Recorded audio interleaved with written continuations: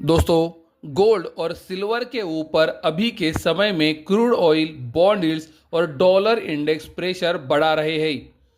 Gold और silver के अंदर कुछ पॉजिटिव चीज़ें होनी है या फिर तेज़ी के संकेत अगर आने हैं तो क्रूड ऑयल, बॉन्ड यील्ड्स और डॉलर इंडेक्स के अंदर गिरावट आना ज़रूरी है। अभी जो आप वीडियो के अंदर देख रहे हो ये क्रूड ऑयल का डेली चार्ट है। आप देख सकते हो क्रूड ऑयल की कीमतें डेली चार्ट के ऊपर रेजिस्टेंस एरिया के ऊपर ब्रेकआउट कर रही है। क्रूड ऑयल को लगातार एक रेंज के अंदर सपोर्ट मिल रहा था। ये सपोर्ट को जैसे ही क्रूड ऑयल ने नीचे की तरफ तोड़ा, क्रूड ऑयल के अंदर एक बड़ी गिरावट आई। अब दोस्तों ये सपोर्ट रेजिस्टेंस का काम करना चाहिए था और यही रेजिस्टेंस एरिया के करीब आप देख सकते हो गिरती हुई ट्रेंड लाइन का रेजिस्टेंस भी आ रहा था। लेकिन अमेरिका और ईरान के बीच में ये जो वॉर का प्रेशर बढ़ रहा है उस वजह से क्रूड ऑयल ने ये एरिया के अंदर स्ट्रांगली रेजिस्टेंस नहीं लिया और ये रेजिस्टेंस एरिया के ऊपर कल क्रूड ऑयल ने ब्रेकआउट किया है। दोस्तों हमने आपको ये हमेशा बताया है कि क्रूड ऑयल की कीमतें अगर ऊपर जाती है तो इन्फ्लेशन तेजी से ऊपर आता है और ये हिस्टोरिकली देखा गया है।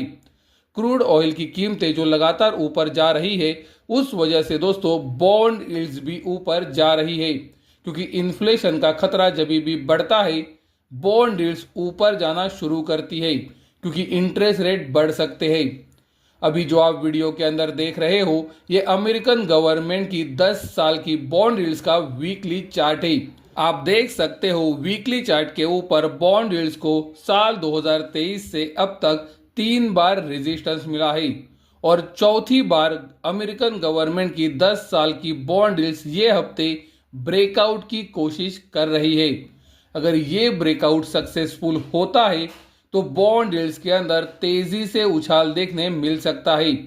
बॉन्ड यील्ड्स के अंदर अगर दोस्तों तेजी से उछाल देखने मिलता है तो फेडरल रिजर्व के ऊपर इंटरेस्ट रेट बढ़ाने का प्रेशर आ सकता है। तो क्रूड ऑयल ऊपर जाने के कारण बॉन्ड यील्ड्स के अंदर तेजी बन रही है, क्योंकि इन्फ्लेशन बढ़ने का खतरा बढ़ रहा है और बॉन्ड यील्ड्स ऊपर जाने के कारण इंटरेस्ट रेट का जो खतरा बढ़ रहा है उस वजह से डॉलर इंडेक्स के अंदर भी तेजी बन रही है।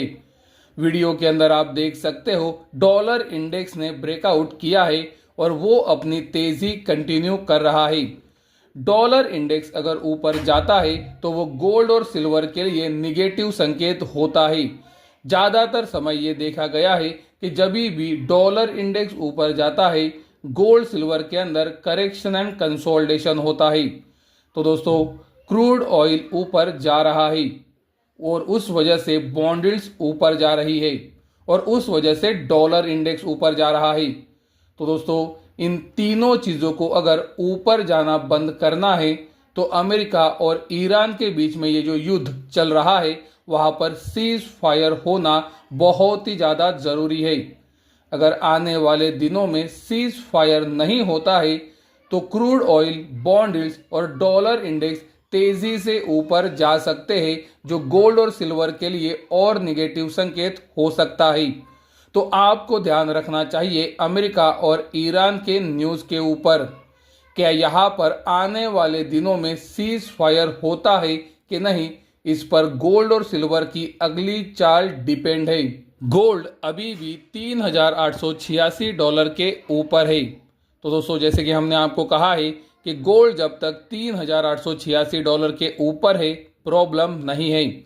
गोल्ड अगर $3,886 के नीचे क्लोज होना शुरू करता है तो गोल्ड के अंदर गिरावट का खतरा बढ़ सकता है। गोल्ड अगर $3,886 के नीचे क्लोजिंग देता है तो गोल्ड के अंदर गिरावट का खतरा बढ़ेगा और उस वजह से सिल्वर के अंदर भी गिरावट का खतरा बढ़ सकता है।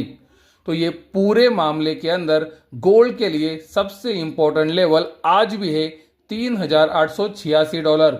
दोस्तों ये लेवल मैं आपको पिछले 1.5 महीने से दे रहा हूँ और गोल्ड ने इसे अब तक तोड़ा नहीं है और यहाँ से ज़्यादातर समय बाउंस बैक दिखाया है। पिछले 1.5 महीने से गोल्ड एक रेंज के अंदर कंसोलिडेट हो रहा है।